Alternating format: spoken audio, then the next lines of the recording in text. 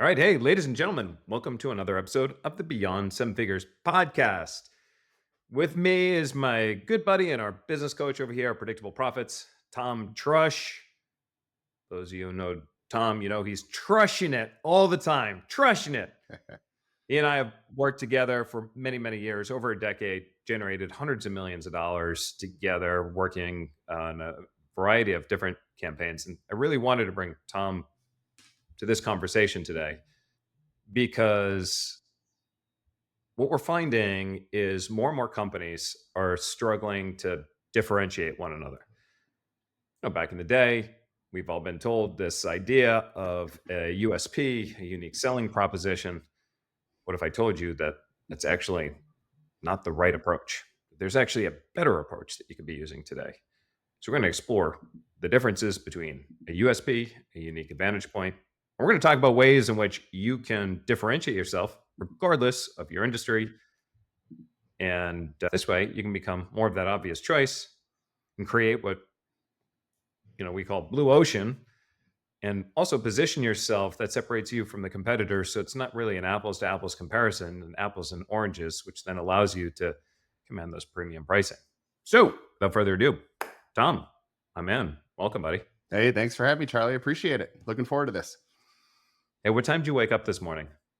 About 5:15. Oh, you slept in. You slept in. A little extra rest. And how many miles did you run this morning? I did. Today was only 3, but I did do weights today as well. Oh, gotcha. And how many miles are you planning for the week? At least 40. Awesome. Very cool, man. Tom, it's interesting because all too often when we talk to companies, right, they struggle with trying to figure out what makes them different. So why is this such an important topic right now? Why should the founder, the CEO listening right now really take this conversation as if it's almost life or death for their business right now? Well, I think one of the things that we talk about is that, competition these days isn't just in your industry. And, you always talk about how it's never a good or a bad economy. It's just, a different economy. And the reality is that when it comes to competition, when wallets get a little bit tighter, your competition isn't just within your industry, it's outside your industry, and it's just where that prospect is going to spend their money. And so we have to think about it, especially right now, that yes, you can look at your competitors in a traditional way, but also it's important now because we've got to expand and think about competition is outside your industry as well. And, we already know geographically, competition, there really isn't boundaries anymore on competition. So I think that's the biggest reason why, is that the competition, it's so much greater now. And the competition for money is so much greater now. So let's, as an example, let's just take an SEO agency, right? So give me an understanding of the context with an SEO agency when you say there's competition beyond just other SEO agencies. What are you referring to? Oh yeah, well, I mean, from a marketing perspective, like SEO is just one of the things, like one of the priorities for businesses. So, is that SEO? Is somebody going to invest to get a result quickly, or could they do something else that can get them a result even quicker than SEO? So that's an example where another SEO So the agent. first one is they're competing against the dollar, right? Yep. Anybody that has the dollar that you've allocated for lead generation, right? So you're competing against anything, right? Mm-hmm. That is all competing for that dollar. Okay, cool. So got it. Yeah. And then what else are they competing for? I mean, they're competing against just other options, within. So SEO, there are other things you can do from a marketing perspective and advertising perspective, that if your prospect wants results faster, then you've got to figure out a way from an SEO angle perspective, like, are they going to deliver the same result? Is that going to deliver the same results in the same amount of time, in a way that your prospect wants? So thinking about, again, there are other options besides just SEO. And then I guess we got to think about other SEO agencies, but it's almost like the other ones are bigger priorities right now than just competition being other SEO agencies. And when you think about it, right? So a lot of people might have, like, you're right. Everybody's competing for the dollar, especially in a discerning market environment. It's like, where I have X amount of dollars set aside, where's the best use case for this dollar? And then should they decide, you know what? Now I actually decided I want to go SEO, then they have to go through the whole process of, do I hire an agency or do I go on Upwork and bring somebody Yeah. in from Upwork? Do I hire somebody from the Philippines or India? Do I do it in house? There's a lot of software that's coming out over and over. Like, should I just invest in the software program? Do I just go to ChatGPT and generate Yeah. a whole ton of articles and spin those out? And so, I mean, when you really list it out, there's so many different options available, and those options are only getting more sophisticated and more elaborate over and over again. So, when you look at all of the options, it's easy for the consumer to then get overwhelmed. And this isn't just related to SEO. We could be talking about any number of things, B2C, B2B, like it doesn't matter. Everybody's going to be wrestling with this issue. So establishing that unique advantage is going to be critical at each different stage of awareness, depending on where they are in the buying decision. And let's pretend for a minute that ultimately the buyer has said, you know what, I'm going to go with an agency. I'm going to hire an SEO agency. So then they turn around, they put up, the average buyer right now is looking anywhere between 27 and 36 different sources of information to make a buying decision. So they look at a whole bunch of different agencies, right? So you go to business school, they tell you you need to have a USP, right? A unique selling proposition. So when I opened this podcast, I said, there's a better way. So, Tom, let's talk about first, what is the USP by classic definition? What is a USP? Was it unique selling proposition? Yeah. Yeah. So as long as you're different, right? hmm Then you're unique. That could be any number of things, right? Does Yeah. it actually provide an advantage to the buyer? Always, if it's unique? Not necessarily. So you could be unique and stand out, and that's cool. All right. So our unique selling proposition is that, you know, we're located in, we're all American based right here in Jupiter, Florida, and, blah, blah, blah. Yeah. But what's the advantage to me? Right. Right. Right. And so many times that was a perfect type of an example because so many people, when they think about their unique selling proposition, they're thinking about the quality of their product or service or that Yeah. where their location is. And it's really, when you start thinking that way, like all you're doing is just clustering yourself with many other competitors. So you got to think, yeah, beyond just how great your product or service is or where you're located or years of experience, that type of stuff, because Yeah. there's no advantage there.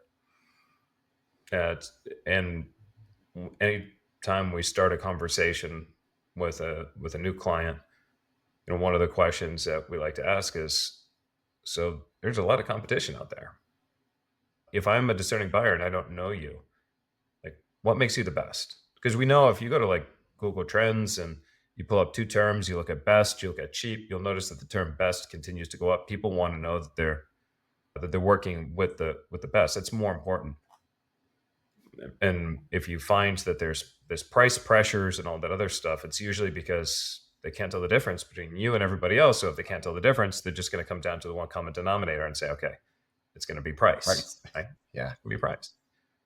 So that's often a very tough question for people to answer. And we say, well, what makes you so uniquely different that if I was going to take your logo and swap it out for a competitor's logo, like, and just put that on your website, would that be true?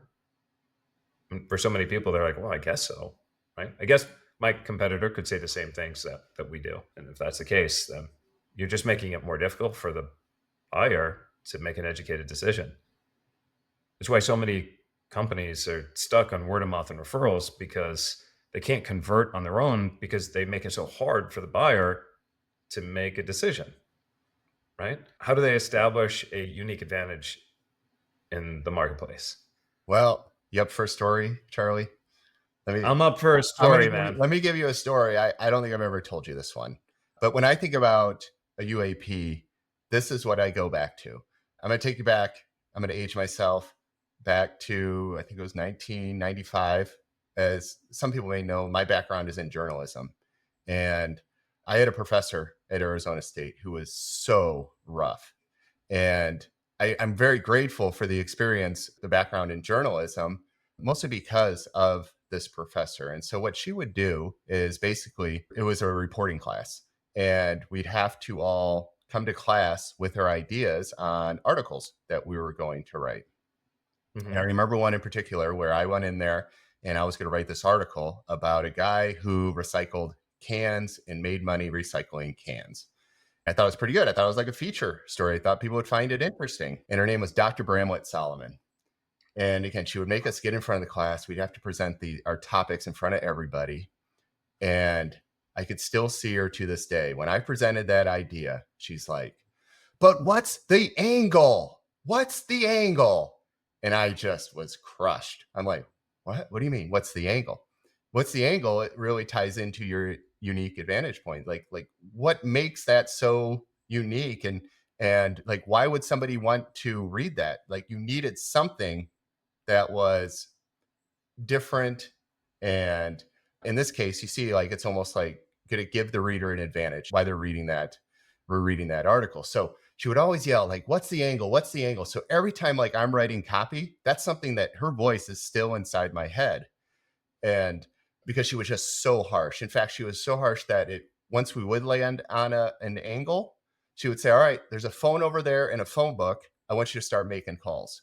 So in class, we'd have to pick up the phone and just cold call sources, for our articles. So you had to have something really good if you're going to get on. And I still remember that. And that's really what it comes down to with, our UAP is in journalism, you've got to have that angle, but then you also have to have sources to back up that angle. In business, you have to have what's that unique advantage point, and then you have to have proof that you can back up that unique advantage point. So yeah, you can state something that really gives a prospect an advantage. Then you have to take it a step further and you have to prove those capabilities. So yes, you can say something that's different. Yes, you could say something that's going to give it, your prospects an advantage over the competitors. But how are you going to now back that up? How are you going to get on that phone and feel confident enough, find sources, like back in the journalism days to really prove what you can deliver. And so it's just something, one of those stories that when we talk about a unique advantage point, like it's Dr. Bramlett Solomon in my ear, the dread of standing in front of the class, presenting your ideas, and then having to go pick up a phone Yeah. and go cold call. Like, oh boy, it was rough. Yeah. Well, I mean, that's good, right? Because in journalism, the competition is for attention, right? Yes. There's Mhm. like endless amounts of articles and so forth. So you have to be able to get that attention. Something's different. Yeah. I feel like they've missed a lot of that in journalism today. Don't you Yeah, think so? things are different. Yeah. Yeah, things are different. I feel like there's the same regurgitated headlines over and over and over and over and over again, and it's tough. Which is Yeah. why oftentimes they try to, you know, just make a mountain out of a molehill in a desperate attempt. Uh, But going yes. back to business, right? So if you were to sell, say this bottle, right? It's a hydrogen water bottle and whatnot. I imagine this is patented and protected. So if I'm going to sell this bottle, well, I guess my unique advantage point is it's hydrogen in the water. Here's all the health benefits, and nobody else in the world can actually sell it just like this because we patented the technology. So well, many times it's super easy to be able to do this when it comes to products, Mhm. right? Then you look at service-based businesses, and service-based businesses are like, well, that's great, but they think that they don't actually have a recipe. When in fact, they do have a recipe, right? Yeah. Good point. Yep. If you look at, we'll use the SEO agency as an example. So if they believe, like many of them do, that they're the best, okay, so then what is the process that you take people through to ensure that you are the best. And that process, many times when you look at a website, if they have a process, it's like, we're going to do research and competitive analysis and we're going to do this and that. It's like, well, that's not unique. That's actually not unique because anybody can say that they do that. So when you frame it though, when you change it and you put it into like a model, like if you look at predictable profits, for example, like, so part of what makes us different is, okay, so we're one of the very few coaching companies that specialize in 7 and 8 figure companies, right? 7 and 8 figure businesses, primarily agencies. And there's nobody, for the most part, like nobody can really off the top of their head identify somebody else. But that's not really enough of a competitive advantage because eventually somebody's going to come around and go, wait a minute, I do that too. I do that too. And then so somebody else can easily say, okay, that's it. But what we do have, and we're the only ones in the world that are able to do this, is we have the predictable profits operating system, right? Granted, it took 15 years to really just perfect it and tweak it, but it's an operating system. It becomes a hero of the story. So, what makes us different and why we're able to get results that are so unique to the rest of the whole coaching world all comes down to the predictable profits operating system, right? It is that operating system. It is that process. It is that step by step. It is everything that puts together. It is that recipe that is so uniquely different. We're the only ones in the world that have that. Nobody else could have that at all. That is uniquely ours. And now we're in a category altogether. Right? So Yeah. that becomes a strong, unique advantage point. And so there's a lot of ways when you look at, okay, what do you do and how do you do it? You look at McKinsey as an example, the big consulting company out there, right? McKinsey has these frameworks that they've developed, and they give these frameworks names. And those frameworks, they have a name and they're owned by McKinsey. And therefore, the McKinsey advantage are these frameworks and everything that they put together. And that's part of their advantage, right? So a unique advantage point comes in many different forms. One is boom, there's our recipe. But then there's a few other ways, right? If you look at Mike Mogul over at Chris, right? You remember what his unique advantage point is? Their average client. Oh yeah, yes. Yeah, and that goes into the proof element that I was talking about earlier. Yeah, I mean, you go ahead and finish, but yeah, like you can state something and then you need almost, I mean, figures are great to back it up. And yeah, like he's got his average client sees a, you know, I forgot what the number is, but increase in cases and or case value, I think it was. Yeah. Yeah. Yeah. Yeah, it's like 3 time increase in case value and leads and all this other stuff, right? It's Mhm. measured very similar to like Richard Lorenzen over at Fifth Avenue Brands. He's like, our average client gets X amount, 100% more traffic and blah, blah, blah than their previous agency. So it's like, okay, this is very unique and very specific to what it is that they do and how they differentiate themselves from everybody else. Mhm. So, you could have specific data backed claims. You can have your own unique recipe. Then there's other parts that come with it, especially for service based businesses. Not to sort of like, always makes me weird talking about this because I'm talking about myself, but not to toot my own horn, but it's like, in the International Business Times, said, go-to business coach for 7 and 8 figure companies. Like that was big because now the International Business Times said, I was the number one. But let's face it, again, I'm a representative of the team. So it's really the team, it's the company, it's, predictable profits. I guess I get to have the limelight, but it's really like what we did that made us the number one business coach for 7 and 8 figure entrepreneurs, or what DM News did when they ranked the thought leaders in 2025. And I was blessed again because the team helped to position me this way to be ranked number one marketing and sales thought leader in 2025. Like, again, that is another differentiating factor. It's like, okay, who am I going to work with? I've got this person, this person, this person, but wait a minute. This person was number one by these credible sources. Okay. Well, that creates a strong, unique advantage. We start to combine things, right? It's like, Yeah. okay, this person's number one and they have a unique recipe and they have a data back claim, all of a sudden that advantage gets bigger and bigger and bigger and bigger. Right. Right. And that's the difference between a USP and a UAP. Like we could just say predictable profits coaching company for 7 and 8 figure agencies. And that's going to be a unique selling proposition. But a UAP, unique advantage point, that takes it now a step further. So now it's like, okay, this coaching company, 7 and 8 figure agencies, but then they've got the specific process, predictable profits operating system that gives you an advantage. You're also going to be working with Charlie. He's been named all the stuff that the media has bestowed on you, another advantage. So there's like, it's all those things. Like you said, you start stacking them on. That's where the advantages come. And it's almost like the USP, a unique selling point is like it's inferior, because it's only one aspect. And what you're doing is now layering on the proof. Like we're giving these advantages, and here's the proof that we can deliver those advantages. Yeah, no, absolutely. And I mean, there's so many other advantages that you can create. I mean, you look at Rachel Bider, who owns Press Massage over in New York City.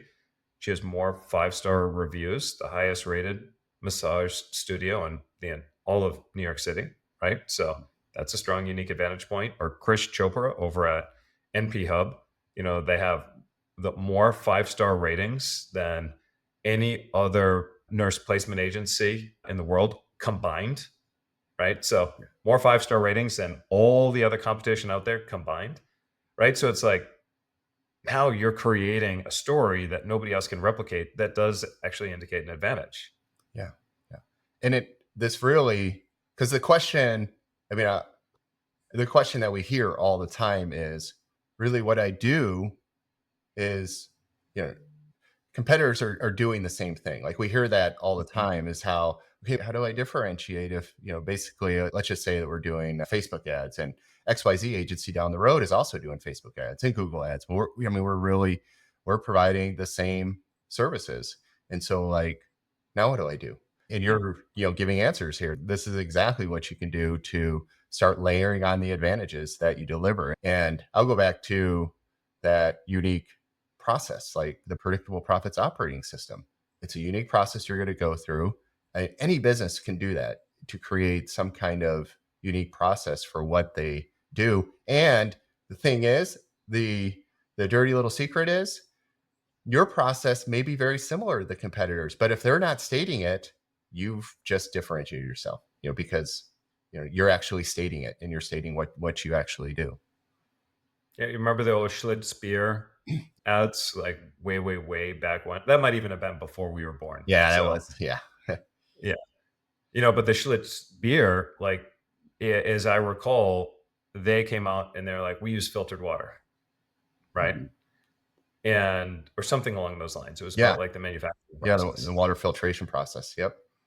Yeah. And so they turned around and they really just started capturing massive amounts of market share. Meanwhile, all the other breweries are going, wait a minute, like that's how you make good beer. Like we're using filtered water too, but they were the first one in the market to make Yeah. a big splash about filtered water that everybody else ended up looking like they were copycats. Yeah. Great example, Charlie. That's, yeah, spot on.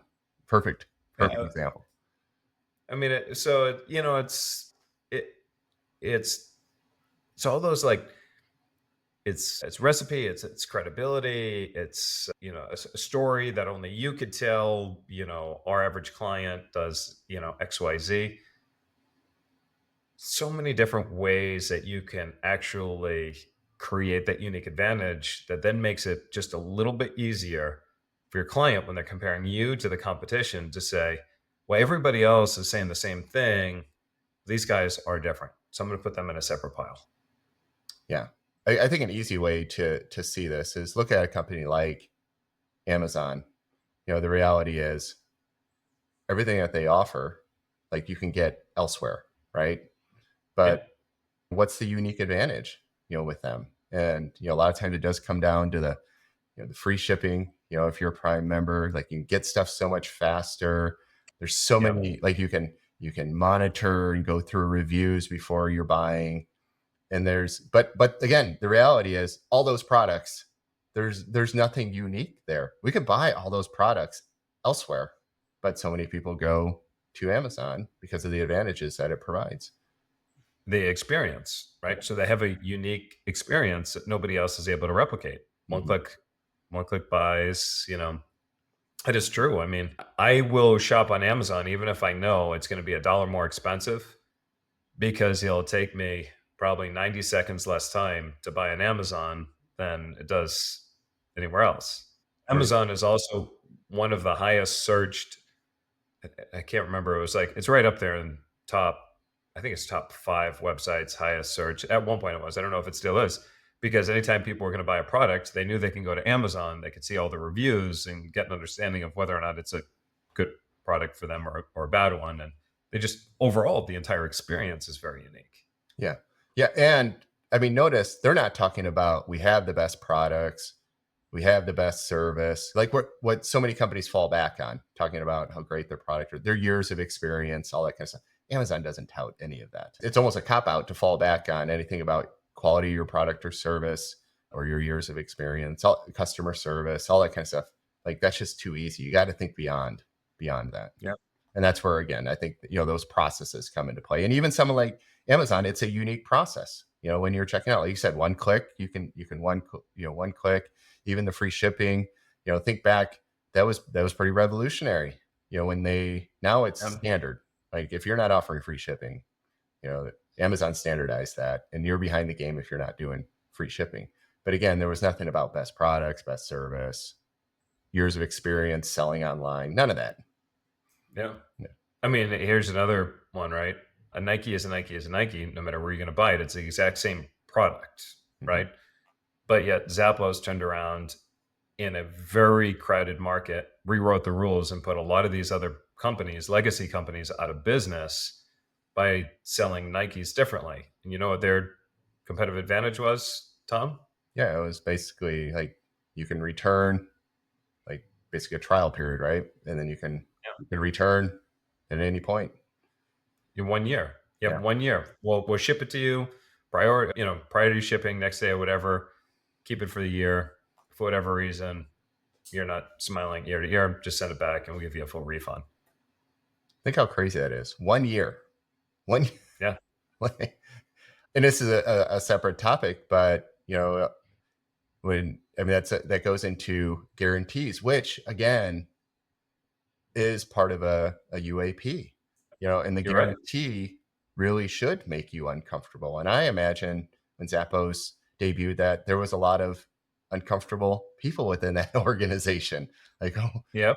we're going to get someone's going to wear the shoes for a year and they're going to send it back, but hey, they continue to do it. It's obviously working. It's funny because when I was writing the Predictable Profits playbook, I used Zappos as a story in the playbook. And so I called Zappos and wanted to speak to a senior leader over there to kind of get their story. Because the one thing that I wrestled with is, see, we have some hard expenses, but it's not like we have a product, right? So it's not like there's like our expenses are more so going to be our time, right? But when you look at Zappos, it's like, wait a minute, they have to pay for shipping. They have to pay for the shoes. Like there are a certain Warehouse amount of those space. shoes that get shipped back are never going to make it back on the shelves and they're going to be tossed. So, you know, I'm like, I don't understand how that works. And so I called them and asked them, so like make this make sense for me. And the woman that I spoke with said the number of people that abuse the guarantee to the point where we can't resell those shoes are so small, it barely makes it as a line item on our spreadsheets. And I was like, really? And she was like, yeah, no, really. So here's what we do know. We do know that people generally purchase 2 sizes of the same shoe. They might buy a 10 and a 10 and a half because they're just not sure. One of them will come back and that's fine. But once they know their size based on, whatever, usually we'll keep them and our lifetime customer value is so high and it just works out great. The numbers work out. And Yeah. so everybody else was so afraid of offering such a bold guarantee that nobody did it. So Zappos just completely cleaned up. It's kind of like LL Bean and Nordstrom, and there's so many of these other companies. Speaking of guarantee, I mean, I like Nordstrom, and even though the jeans, for example, are more expensive, so you'll spend, 200 plus dollars on a pair of jeans. I don't know what it is. I just have this thing where I split my pants. Like maybe I just got a big butt, but I split my pants like more often than I think any human should split their pants. But I've split my pants a few times, but when I walk back into Nordstrom's and I'm like, hey, you know, look what I did. Even if I have owned the pants for a couple of years, they'll say, you know what, that shouldn't happen. Let me go ahead and let me swap those out, and we'll hem the pants for you for free Mm. and get you on your way. So it's like they get all my well, I'm not gonna say all my business, but a good part of my business because it's like they're gonna take care of me. Sure. Yeah. You And know, just think about that example plus, with Zappos, it's very easy when you're, and again, I bring up guarantee because it is an element of your UAP. It can be an element of your UAP. And it's so easy to fall back and think, what if we do that? Like, how many people we're going to get people, and they're just worrying about things that could happen. But really, where you got to flip it is think about, like, what are the advantages? Like, how many more advantages that could give your company? And how many sales are you going to get as a result of offering, for example, those pretty extreme guarantees? The benefits are going to far outweigh the negatives, just like you found out when you called into Zappos to get more details on that. Like, just imagine how many more sales they made versus the handful that get returned. sure. Well, to your point, there's a client that, not mentioning any names, that that he sold an online course for $1,997, and his original guarantee was 15 days, 15-day money back guarantee. And so his return rate was huge. It was like, I think, north of 30%, right? Huge return rate. But it's like, whatever, it is going to happen. And so when he brought us in, I said, all right, one of the opportunities that you have is to make the guarantee stronger than anybody else in the industry. And we're going to raise your prices. And he's like, what? I go, we're going to take it from 1997 to 2,500, but you more expensive than virtually anybody else. And you're going to have a guarantee that as long as they put the work in, and and if for whatever reason they don't get the result that you've promised, that you give them all their money back plus an extra $500 for, for taking, for Yeah. wasting their time. Yeah. And man, was he nervous. He was like, I don't think I can do this. This is crazy. People are going to take advantage of it. His return rate went down to less than 0.5%.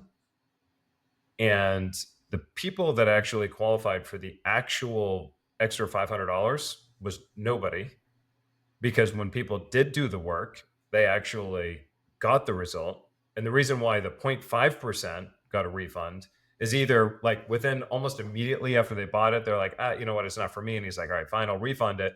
Or every once in a while, you get these sob stories. My mother's got cancer and blah, blah, Yeah. blah. And it's like, whether or not it's true, but for the sake of goodwill, they're like, all right, I'll just give you your money back. Yeah.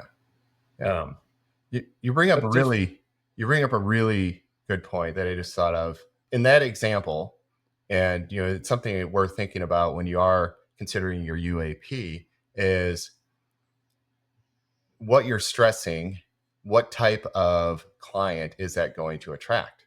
So in that mhm, case, you're getting a 15-day guarantee. Well, what kind of client is that going to attract? That's somebody looking for quick results, not willing to put in the work. Since that was, those were more of a training product. So, somebody has to go through and they have to like learn a process. But if you're only offering a 15-day guarantee, that's only going to get those people who are looking for the quick hit, that jump from thing to thing, just looking for that that perfect solution that's going to work right off the bat. And so by extending it, now that guarantee, now you're attracting a different type of buyer, someone who yeah, isn't just looking for that result in 15 days or that earth-shattering result in 15 days. The same thing comes with your UAP when you talk about a specific process, and you may put in some time frames in there. And those time frames are a little bit longer. Of course, that's also establishing the quality and the time that you take. So again, it's going to attract a different type of buyer than if you're focusing on things. Again, we go back to things like price. If that's your primary motivator there, you're going to attract a certain type of buyer. So Yep. really thinking about with your UAP, what you're stressing is going to determine the type of buyer you're going to attract. So things like, hey, our average client sees a blank increase in blank is going to attract that type of buyer who wants to see that increase, who understands that sometimes it may take some time to see that type of result. So something to think about, when it is with your UAP and the type of buyer that you're looking to attract. Oh, absolutely. It's so amazing because there's so many different ways to differentiate a business. There's so many different ways to create an advantage. Ultimately, you're limited to your own imagination. But if you just look at some of the ways that we talked about today, especially when we look at service based businesses, because those are usually the ones that we hear have the hardest time trying to differentiate themselves. We've talked about the having your own unique recipe or a process, right? And you got to give your process a name. You can't just be Yeah. like, oh yeah, we research, we analyze, blah blah. No, you've got to give it like unique names and a process and illustrate it, right? So you make the intangible more tangible. Mhm. We talked about those data backed claims, statements, like you just mentioned, Tom. The average person gets X result, blah blah blah. Like that's a big one.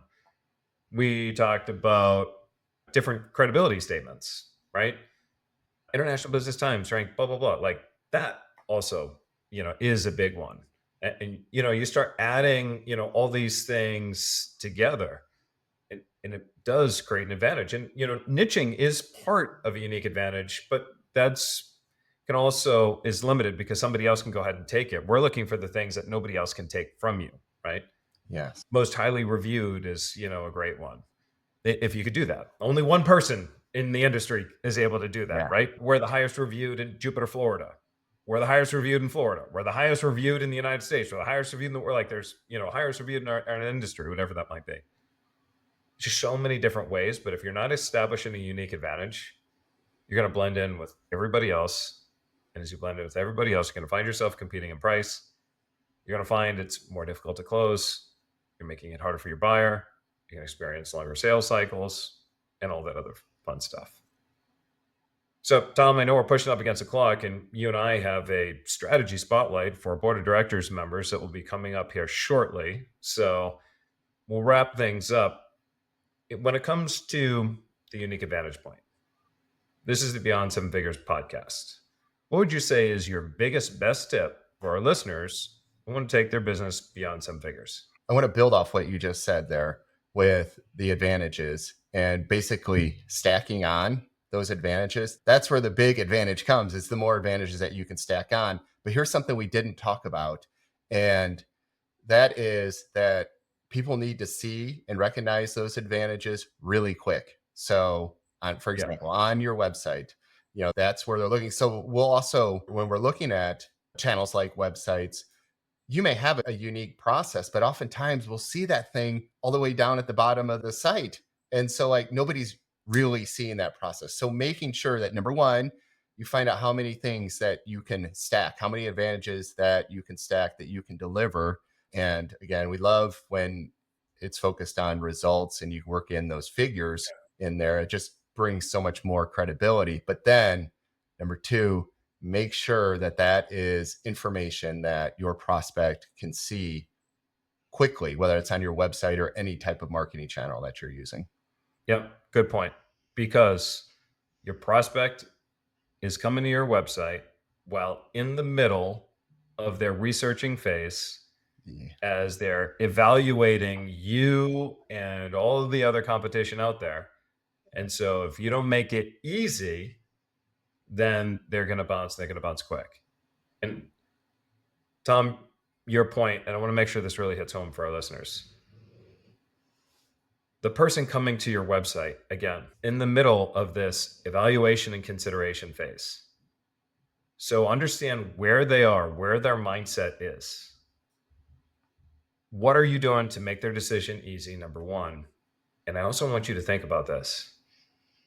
If somebody was to stop you right now and ask you, what makes you so uniquely different that your competitors can't say the same thing about themselves? What would you say right now? Do you have an answer? Would you struggle to actually come up with one? Because if you have a hard time defining that for yourself, it's going to be 10 times harder for your prospects to figure it out on their own. So, if you want help figuring out what your unique advantage point is and how you can differentiate yourself in this endless sea of competitors and alternatives, if you're tired of feeling these price pressures, want to see what you need to do to bring in more premium pricing, if you want to improve your conversion rate, shorten your sales cycle, all of this can be influenced with a really strong, unique advantage point. And we can help you over at predictableprofits.com. Again, check us out over at predictableprofits.com. We can jump on the phone, can help you solve this issue, and then we can go from there. So this is Charles Godet with my good buddy, Tom Trush, and we will see you in another episode. Thank you, everybody.